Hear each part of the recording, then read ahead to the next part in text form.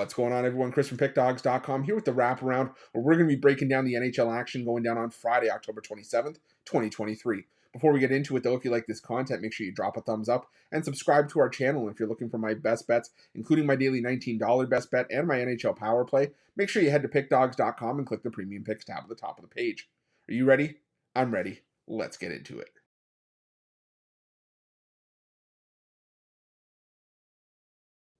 Our first game takes us to the T-Mobile Arena, where the Vegas Golden Knights take on the Chicago Blackhawks. And this should be an interesting matchup as the Vegas Golden Knights look to remain unbeaten, 7-0 on the year, 5-2 against the puck line. We've already seen this matchup back in Chicago on October 21st, finished 5-3 in favor of Vegas.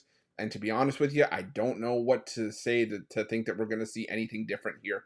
The Chicago Blackhawks, they started the year with that win over Pittsburgh, and they got a surprise win in Toronto. But outside of that, it's been really rough to back the Blackhawks. Otherwise, lost 4 of those 5 defeats by a couple of goals. The Golden Knights are just on another level right now. Sure, they played a close game against the Philadelphia Flyers, but that's a Philadelphia Flyers team that I think is exceeding expectations and has been riding great goaltending to their hot start to the year. The Chicago Blackhawks, we're starting to see what we expected from Peter Mrazek and Arvid Soderblom. I'm going with the Vegas Golden Knights on the puck line in this one.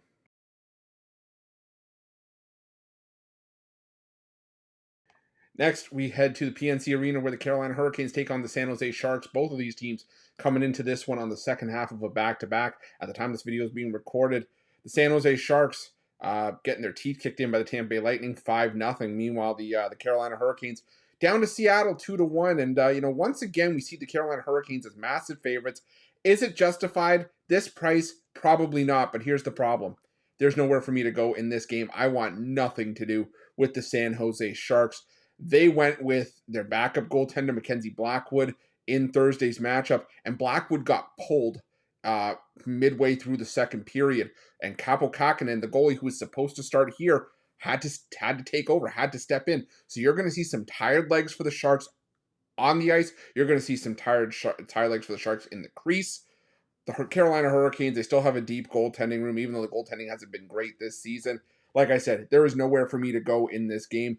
If forced to pick, I would take the Hurricanes on the puck line in this one. Otherwise, there are much better games on the board.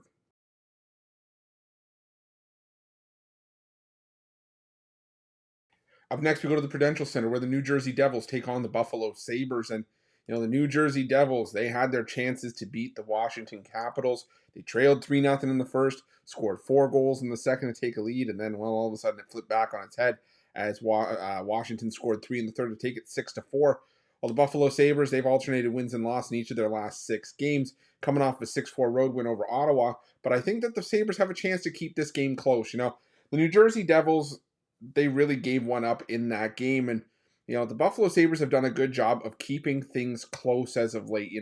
The New Jersey Devils at home this season, 0-4 on the puck line, playing a lot of one-goal games or losing their games outright. And the road team has actually won 5 straight games with the Devils involved. The Buffalo Sabres, well, they've performed well. And like I said, on the road, they lost by 1 to the New York Islanders. They beat the Ottawa Senators, which is a tough place to go on the road and win. And I think they can give the New Jersey Devils all they can handle in this one. Not sure the Sabres win it outright, but another 1-goal game for the New Jersey Devils would not shock me in the slightest. I'm going with the Sabres here plus the 1.5.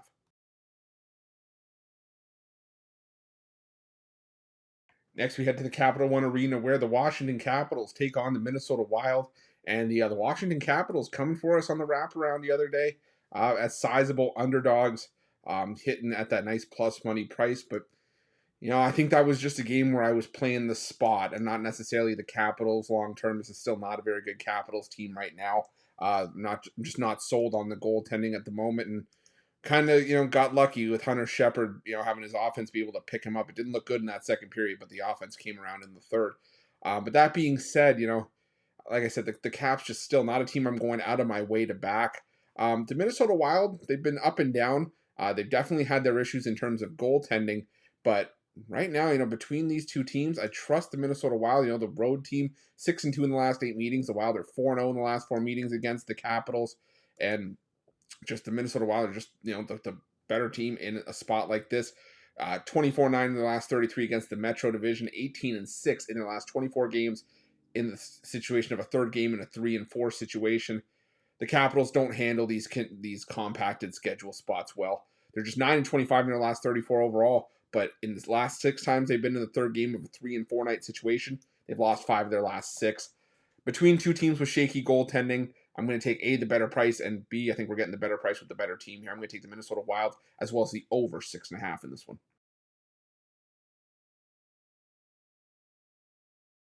Next, we head to the Mullet Arena where the Arizona Coyotes take on the Los Angeles Kings. And, the Los Angeles Kings, we've already seen this matchup this season. The Kings got the better of the Arizona Coyotes 6-3 just a few nights ago, back on October 24th. Now it's the second leg of the home and home. But the thing for me here is, yeah, sure, the Kings are still 2-0 on the road this season. They beat up on Minnesota. They beat up on the Winnipeg Jets. And the Arizona Coyotes, maybe they're, not. Maybe I jumped the shark a little bit on how much I think they're going to improve this season. As I said, I don't think the Arizona Coyotes maybe make a playoff run, but I think they're just going to be a lot tougher than a lot of teams maybe would give them credit for, even as recently as last season. This is going to be a team that battles hard, especially at Mullet Arena, and we saw it last year, how much of a big difference there was from the Coyotes with their play at home compared to their play on the road. As 2022-23, the Arizona Coyotes, they finished 6th worst in the NHL, but they had a winning record at Mullet Arena, 21-15-5 compared to 7-25-9 on the road. And Los Angeles Kings, I just don't know if I still don't know if I trust them yet. They've been playing better, sure, but if I'm going to get this kind of value here with the Coyotes, I'm still going to take it. I mean, this line looks kind of funky, and I just think the Coyotes on home ice are a team I don't really want to mess with right now. Maybe I'll change tune over the next few games if the Coyotes continue to let me down, but for right now, I'm going to take the Coyotes and the plus money in this one.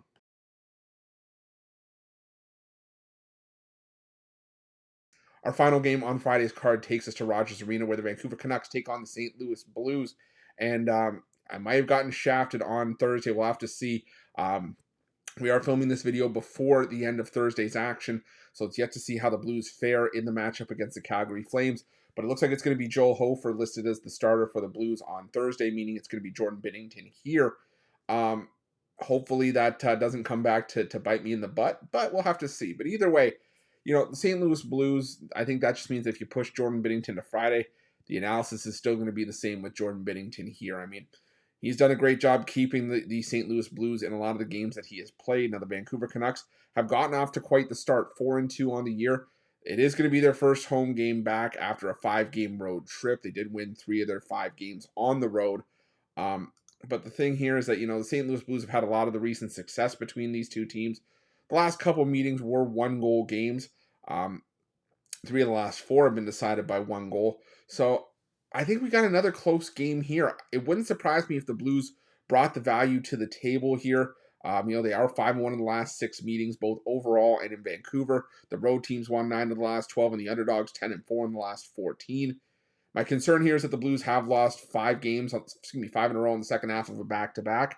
But that's why I'm going to take the Blues here plus the 1.5. You can sprinkle on the money line if you want, but just in case we got another 1-goal tight affair here between the Blues and the Canucks, I'll be happy to have the plus 1.5 in my back pocket to round things out.